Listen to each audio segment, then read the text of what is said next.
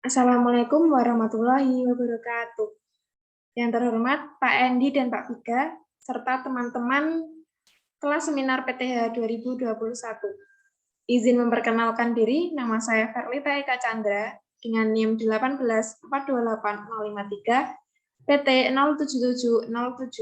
Pada kesempatan kali ini, saya akan memaparkan usulan penelitian saya dengan judul Pengaruh lama marinasi daging sapi dengan air kelapa terhadap kualitas fisik dan sensoris stik daging sapi di bawah bimbingan Bapak Dr. Insinyur Edi Suryanto, MSc IPU ASEAN.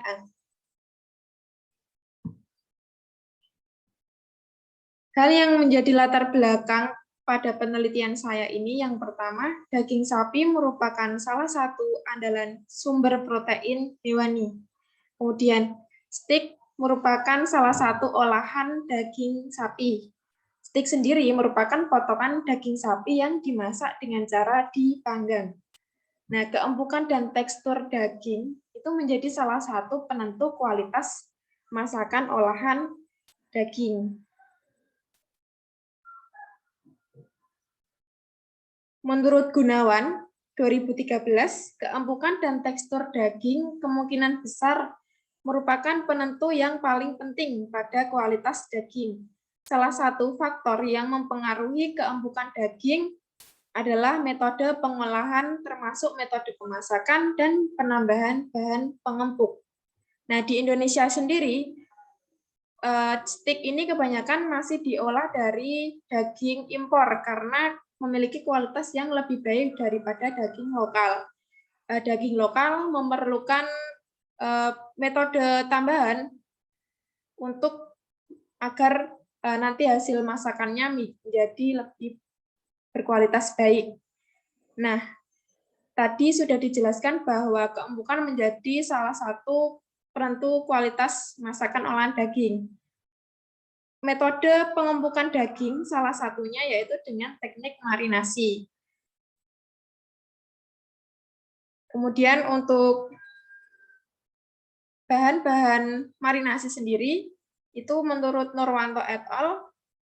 Terbagi menjadi 3. Yang pertama, berbasis garam fosfat. Yang kedua, berbasis asam. 3, berbasis bumbu dan dapat pula dikombinasi dengan gula, NaCl, dan asam-asam organik. Nah, salah satu bahan berbasis asam untuk marinasi ini adalah air kelapa tua. Tujuan penelitian ini yaitu untuk untuk mengetahui pengaruh marinasi daging sapi lokal dengan air kelapa tua terhadap kualitas fisik dan sensoris stik daging sapi. Manfaat penelitian ini diantaranya yang pertama, untuk memberikan informasi mengenai pemanfaatan air kelapa tua sebagai bahan marinasi daging sapi. Yang kedua, mengenalkan kembali steak sebagai produk olahan daging sapi yang mudah dan sederhana. Yang ketiga, sebagai pengembangan teknologi dalam bidang peternakan, khususnya mengenai bahan marinasi daging.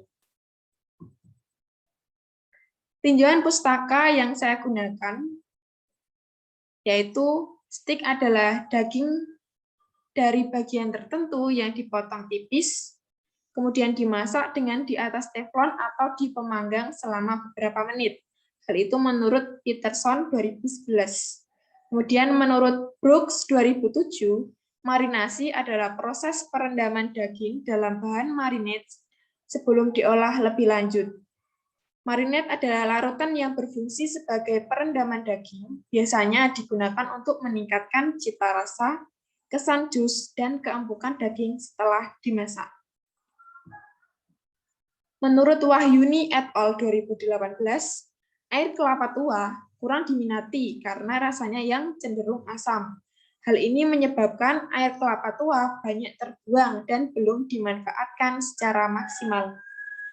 Menurut Nurika dan Hidayat 2001, rasa asam pada air kelapa tua disebabkan oleh adanya asam asetat. Suparno 2009 menambahkan bahwa asam asetat merupakan salah satu asam organik yang bisa dimanfaatkan sebagai bahan pengempuk daging alami. Menurut Birk et al. 2010, Asam asetat memiliki kemampuan untuk melonggarkan ikatan lemak dan protein, serta mengurangi bau amis pada daging. Nah, pemanfaatan air kelapa di bidang marinasi ini, terkhusus marinasi daging ini, hingga kini belum banyak dilakukan secara optimal. Oleh karena itu, dalam penelitian ini akan dilakukan pengujian pengaruh penggunaan air kelapa tua sebagai bahan marinasi daging lokal terhadap kualitas fisik dan sensoristik daging sapi. Untuk landasan teori atau kerangka berpikir saya pada penelitian ini adalah steak merupakan potongan daging yang dipanggang. Kemudian penggunaan daging sapi lokal untuk steak di Indonesia ini masih jarang karena kualitas daging lokal jauh lebih rendah daripada daging sapi impor. Karena jika menggunakan daging lokal ini membutuhkan pengolahan tambahan, metode tambahan untuk agar menghasilkan masakan yang lebih berkualitas baik. Nah, salah satu metode tambahan atau pengolahan tambahan tersebut adalah marinasi untuk mengempukkan daging. Salah satu bahan marinasi berbasis asam adalah air kelapa tua. Kemudian untuk hipotesis penelitian ini adalah adanya pengaruh yang nyata pada kualitas fisik dan sensoristik daging sapi yang dimarinasi dengan air kelapa tua.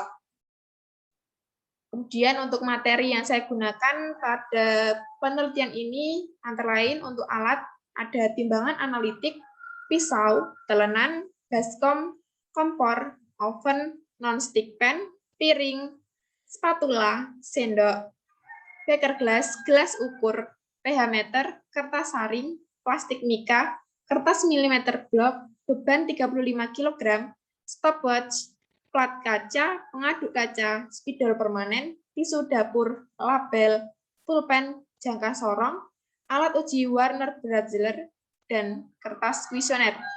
Untuk bahan-bahan yang saya gunakan antara lain ada air kelapa tua, daging sapi lokal, bagian tenderloin yang sudah dipotong stik, kemudian ada garam, black pepper, minyak zaitun, butter, rosemary, bawang putih, aquades, serta larutan buffer pH 4 dan 7. Untuk metode penelitian saya, yang pertama yaitu pembuatan stik daging sapi, kemudian melakukan uji kualitas fisik stik, yang diantaranya ada uji pH, uji daya ikat air, dan uji keempukan. Setelah itu, kemudian melakukan uji kualitas sensoris stik. Untuk pembuatan stik daging sapi ini, yaitu yang pertama menyiapkan alat dan bahan-bahannya.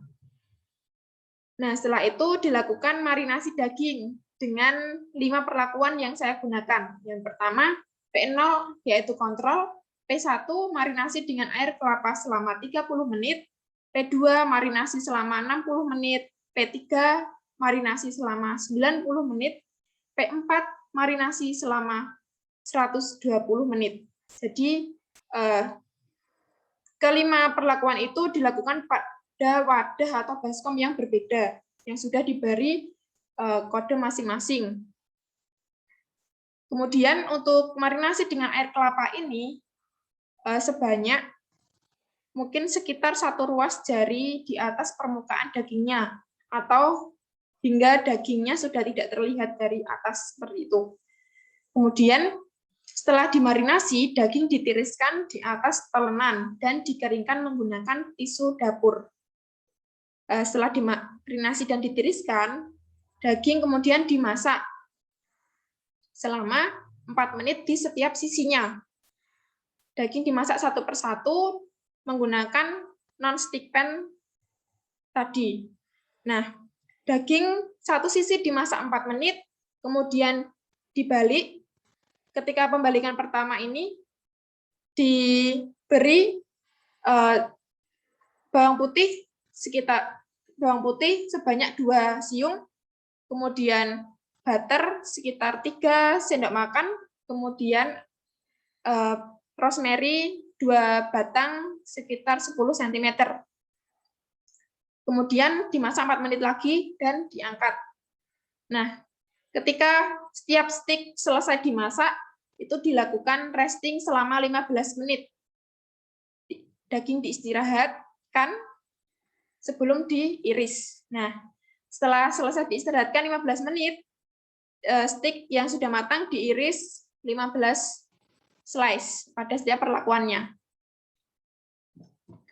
Kemudian dilakukan uji pH. Untuk uji pH ini sebanyak 2 gram daging stik yang telah matang tadi dicincang lebih kecil lagi dan dimasukkan ke dalam beker gelas. Kemudian ditambahkan 18 ml Aquades dan diaduk homogen. Kemudian diukur menggunakan pH meter yang telah dikalibrasi dan ditunggu hingga pH-nya konstan. Nah, pengukuran pH ini dilakukan sebanyak 3 kali dan hasilnya di rata-rata. Kemudian uji selanjutnya yaitu uji daya ikat air. Sebanyak 0,3 gram daging stik yang telah matang tadi juga dialasi kertas saring. Kemudian diletakkan di antara 2 plat kaca dan diberi beban 35 kg. Daging stik dipres selama 5 menit. Kemudian area basah yang terbentuk itu dihitung menggunakan rumus sebagai berikut.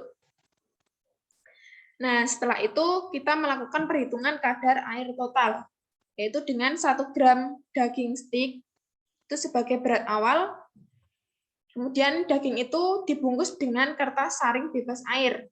Kemudian di oven selama 8-24 jam dengan suhu 105 derajat Celcius.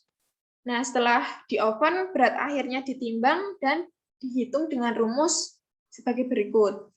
Setelah itu dapat diketahui daya ikat airnya berapa. Kemudian uji keempukan. Untuk uji keempukan ini, sampel daging stik dipotong searah serat dagingnya dengan ukuran 0,67 cm dan lebar 1,5 cm. Kemudian sampel daging itu diletakkan pada alat Warner Brother. Kemudian pengujian keempukan ini dilakukan sebanyak 3 kali pada bagian yang berbeda dan hasilnya di rata-rata. Yang terakhir yaitu uji sensoris. Untuk parameter uji sensoris ini yang saya gunakan ada warna, aroma, rasa, tekstur, dan daya terima. Pada setiap parameternya diberikan nilai skala penilaian 1 sampai 5 dari sangat tidak suka hingga sangat suka. Panelis yang saya gunakan sebanyak 10 orang dengan rentang usia 20 sampai 30 tahun. Setelah data-data diperoleh, kemudian dilakukan analisis data atau pengolahan data. Berikut daftar pustaka yang saya gunakan pada pemaparan kali ini. Terima kasih atas perhatiannya. Mohon maaf apabila banyak kekurangan. Wassalamualaikum warahmatullahi wabarakatuh.